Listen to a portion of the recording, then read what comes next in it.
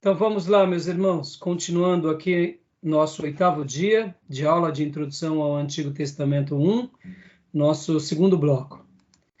Vamos lá. Pastor Johnny, continua a leitura para nós, por favor. Diferença entre os sacerdotes e os levitas. Lembram, semana passada trabalhamos bastante essa ideia, e agora o livro de Números também vai abordar isso. Leia para nós, por favor. Sacerdotes. Primeiro, mediador entre o homem e Deus, por meio dos rituais do tabernáculo. Já os levitas são auxiliares dos sacerdotes. 2. Era santificados. Os levitas eram purificados. Sacerdotes. 3. Ungidos e lavados. Levitas recebiam aspersão. 4. Sacerdotes recebiam roupas novas. Os levitas lavavam suas vestes.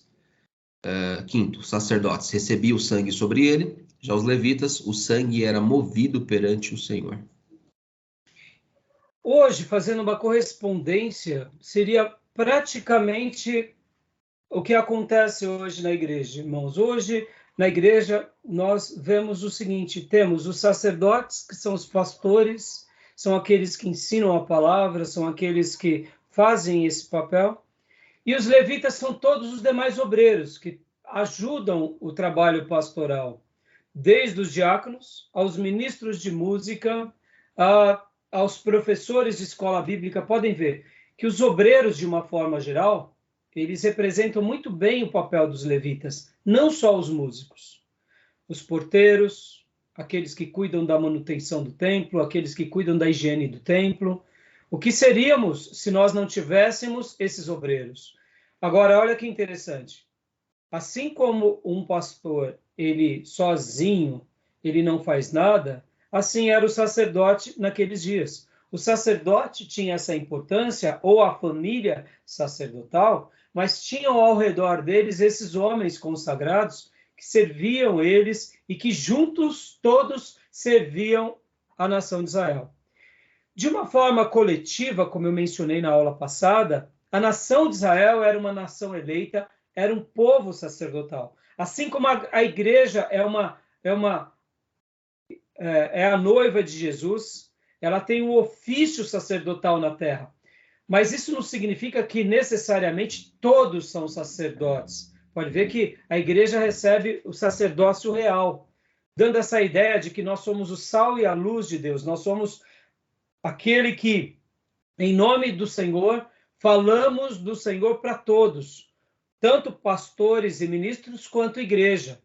No entanto, essa diferenciação ela é bem clara nas páginas da Bíblia e a gente tem que dar o destaque na sua devida proporção, porque realmente é muito interessante isso. Tá bom? Então, semana passada gastamos um bom tempo. Algum irmão ficou com alguma dúvida sobre essa questão?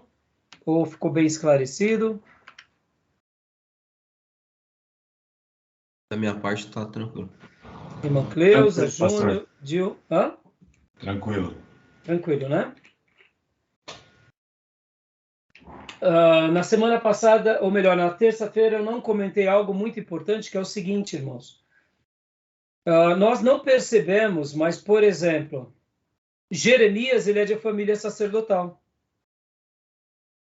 Vários profetas na Bíblia são de família sacerdotal. Nós chamamos o profeta, mas na realidade eles são sacerdotes. Só que no meio do seu sacerdócio, Deus os levanta como profeta. Interessante isso, não?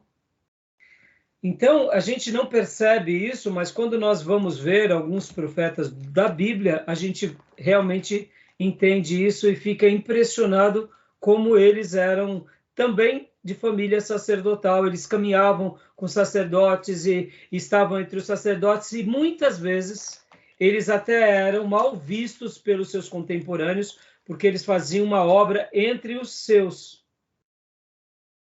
Então é interessante isso, porque, por exemplo, também Ezequiel foi no 5º ano do exílio do rei Joaquim, versículo 2, capítulo 1, versículo 2. No 5º dia do 4º mês, a palavra do Senhor veio ao sacerdote Ezequiel. Ele era sacerdote. Interessante, né? Na terça-feira falamos de João Batista, que ele era de família sacerdotal. Mas eu não sei se vocês sabiam que Ezequiel era de família de sacerdote. Sacerdote Ezequiel, filho de Buzi, junto ao rio Quebar, na terra dos caldeus. Ali a mão do Senhor esteve sobre ele. E aí começa. Alguém se lembrava ou sabia que Ezequiel era de família sacerdotal?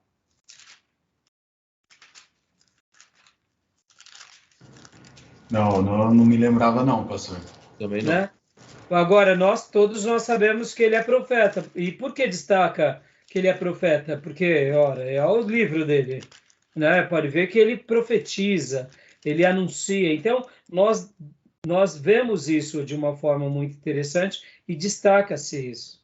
Então, alguns profetas, vocês vão ver que eles são de famílias sacerdotais, tá bom? Joia? Algum comentário? Outro comentário aqui. João Batista usava roupa de sacerdote ou de profeta? De nenhum dos dois, né? Será que não usava de nenhum dos dois? Como que era a roupa dos profetas? Agora o senhor me pegou. Então vamos lá. João Batista, o que vocês acham? Ele usava roupa sacerdotal ou de profeta? Irmãos? Tem algo a ver com roupas chamativas? Hã? Era uma vestimenta sacerdotal, exclusiva, só ele tinha. Você está falando brincando, né, pastor? Ou é sério? Com pingo de verdade. Ah, é? Não, então. Lembra que ele vestia roupas de peles? Sim.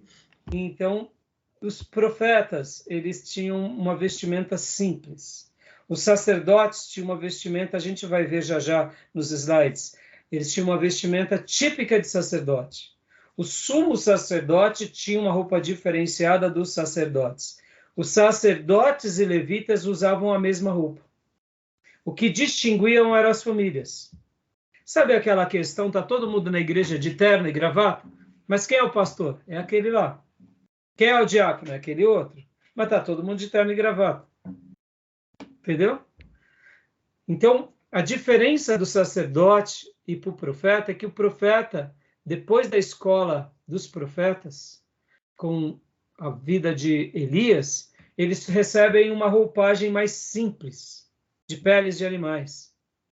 Por isso que os desenhos vão tratar João Batista com essa roupa mais de pele, rústica, que era a vestimenta de um profeta. Uhum. E beijo gostoso da avó, hein? Paz, irmã. Então, pode ler para nós, pastor Johnny. Então, continua para nós. Aqui ficou bem pequeno, né? Deixa que eu vejo. Período do livro de Números, 2000 a.C. Abraão, 1446 a.C. Saída dos israelitas do Egito.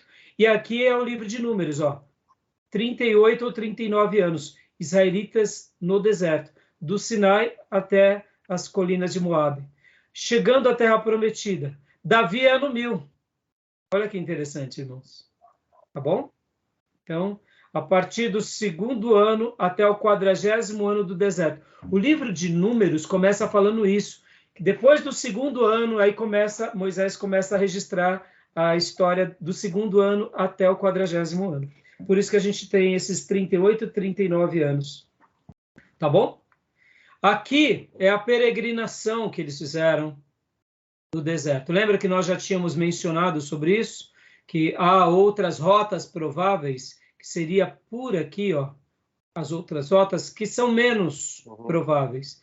Mas a rota mais considerável é essa daqui, a possível rota do Êxodo, saindo do Egito, passando pelo Mar Vermelho, vem e desce aqui é as cordilheiras do Sinai, o Monte Horebe, eles fazem esse trajeto, eles vêm, sobem pelo deserto, aqui tem Cades Barneia, dão meia volta, olha como estava pertinho, né? Parece que tem hora que Deus faz questão de complicar, né, irmãos? E aí eles voltam, mas não é Deus, viu, irmãos? Aqui é o povo, né? Somos nós, né? É a gente que complica, né? E aí eles passam por aqui, deserto, aqui vem os Edomitas, e aqui eles chegam no Monte Nebo, e aí eles param por volta daqui. E aqui é onde eles atravessam para chegar aqui em Canaã, em Gilgal, e entrar para batalhar contra Jericó. Olha só o caminho que eles fazem. Agora, isso daqui, esse caminho beirando aqui o mar, como nós mencionamos na aula passada, Deus falou para eles, olha, eu não quero que vocês vão por aqui, porque senão eles seriam mortos, porque aqui estavam as 5 cidades dos filisteus. Então, Deus queria que eles tivessem a escola deles no deserto. Pode ver que aqui é a península do Sinai. Então, na realidade, o período seria mais curto, mas em virtude dos pecados foi mais longo, mas foi também muito mais pedagógico. Alguma dúvida até aqui?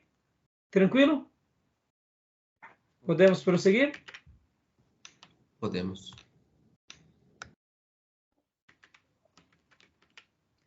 Continuando aqui, então.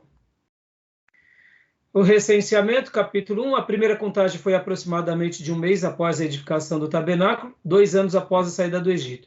O segundo recenseamento foi em 1º de maio de 1461. Claro, são datas prováveis, tá, irmãos?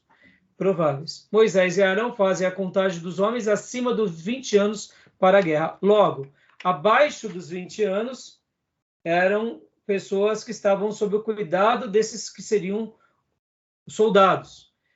Por isso que eu deduzo, isso é uma dedução minha, tá, irmãos?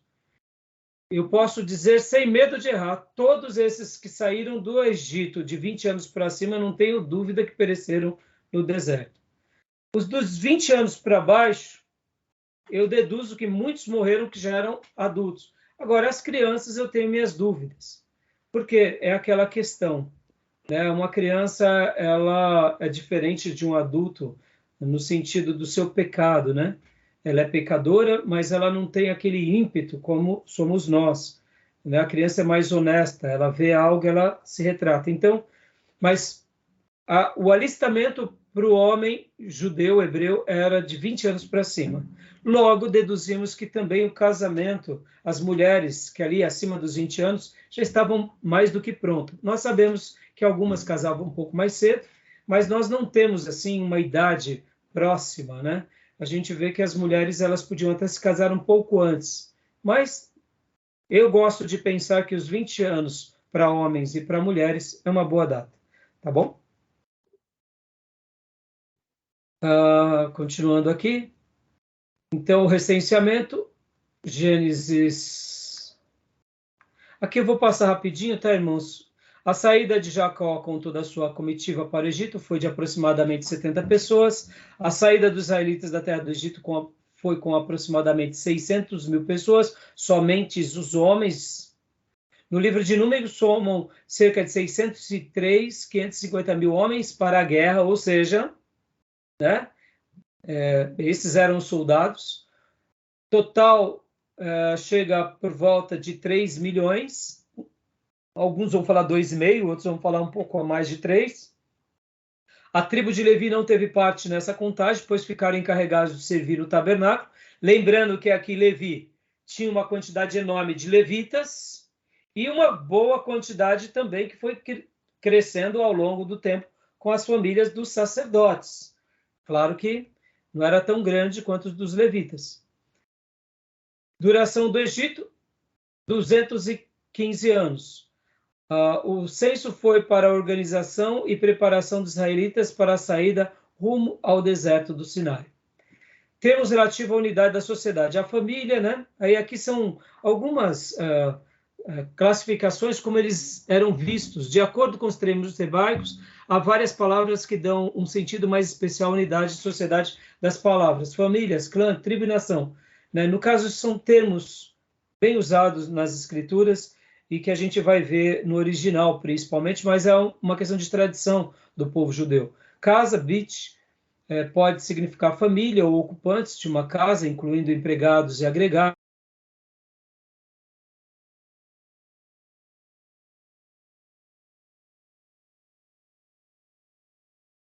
Tribos.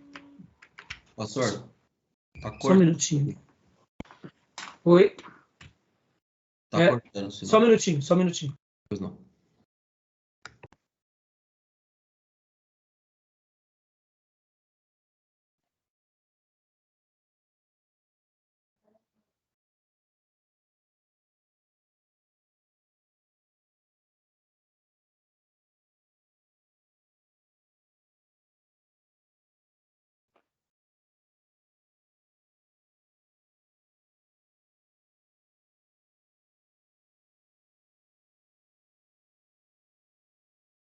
Ô, meus irmãos, me desculpem, viu? Foi minha esposa que chamou aqui no celular, como eu estou roteando a aula hoje pelo celular, então deu essa travada. Voltaram a me ver? Tá com voz de robô para mim. Tá com voz de robô? Voltou Então, só um normal. minutinho. Não, voltou normal. Era porque minha esposa, ela me ligou e aí interferiu. Só um segundinho, tá? Pois não.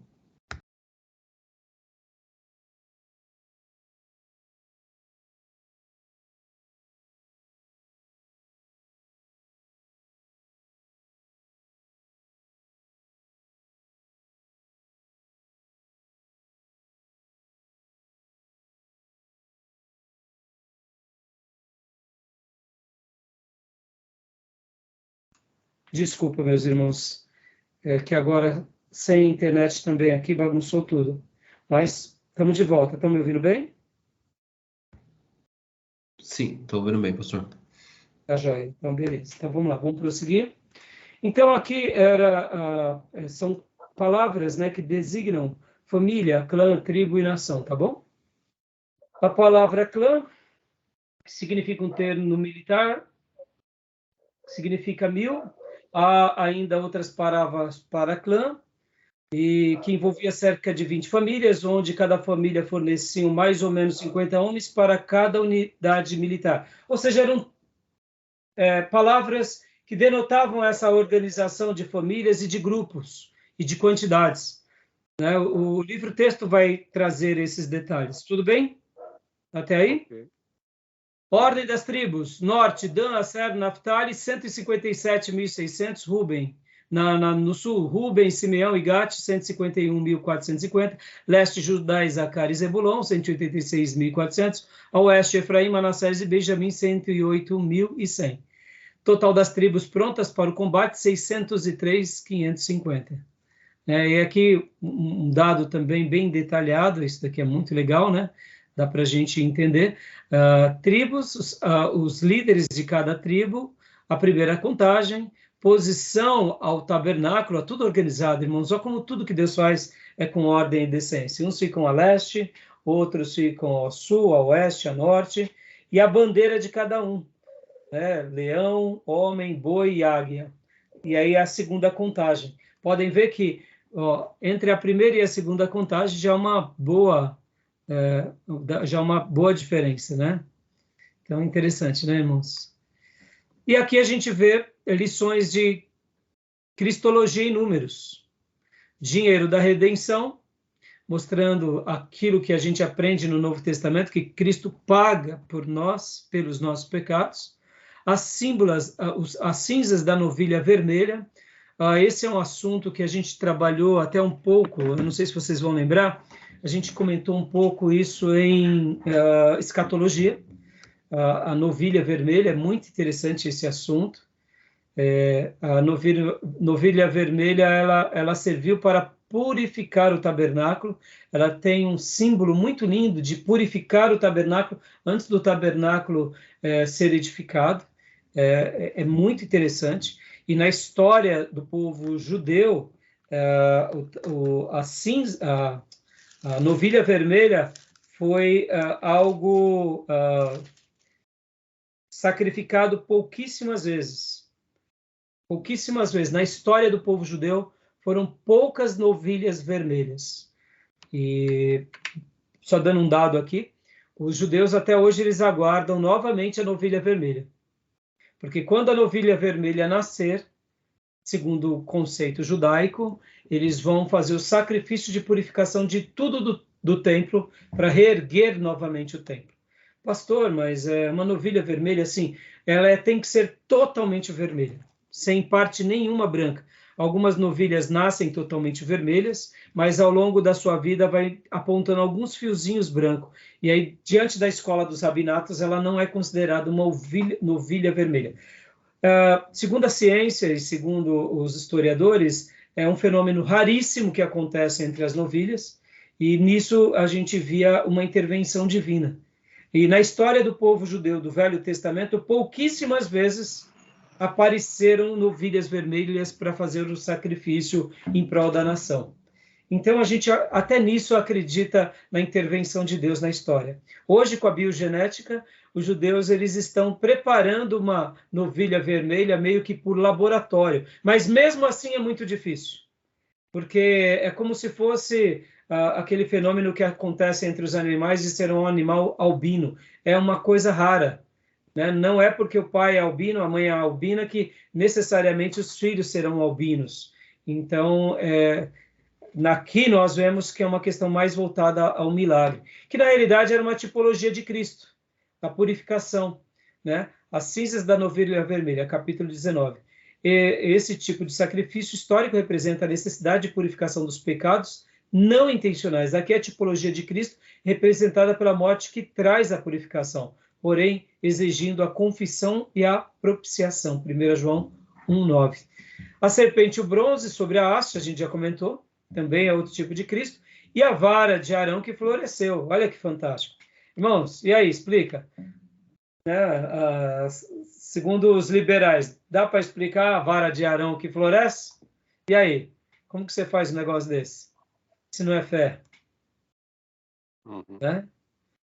Então, aqui também dando uma ideia de que Cristo ele é o sumo sacerdote e o grande mediador e o grande intercessor entre Deus e os homens. Tá bom, meus irmãos? Beleza? Alguma dúvida? Alguma pergunta sobre o livro-texto? Alguma dúvida de vocês? Tranquilo? Tranquilo. Então, Ok. né?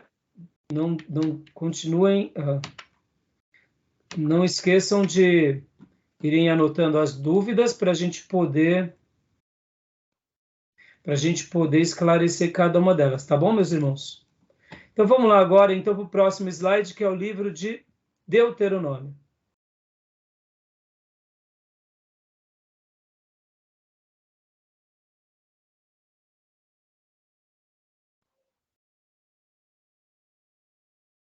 Um minutinho. Vamos lá, Deuteronômio.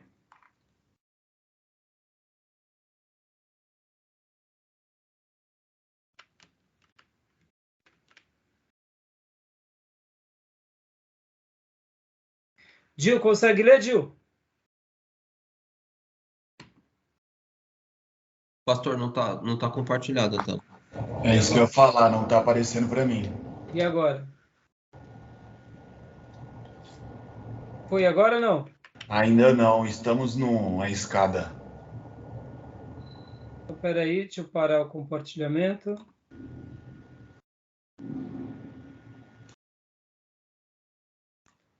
Iniciar o compartilhamento. E agora? Foi? Bom, pelo menos para mim ainda não. Não está indo? Também não. Estranho. Eu estou compartilhando, para mim parece que confirmaram a interrupção. Joia. Não sei por que razão.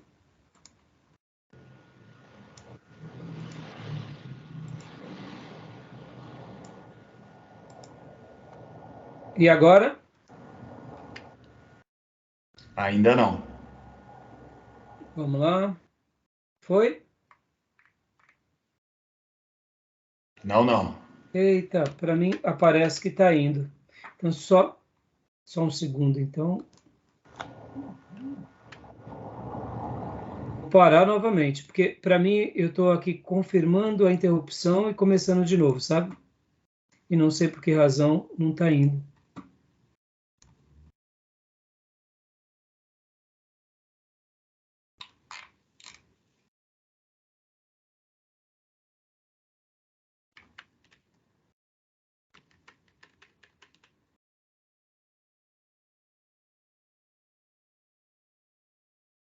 E agora? Foi? Não, pastor, ainda não. Eita. Então, peraí. Então, meus irmãos, então vamos fazer assim. Deixa eu ser. Ó. Então, eu vou parar essa gravação e vou abrir uma nova gravação porque está travando alguma coisa, tá bom? Beleza, combinado. Joia.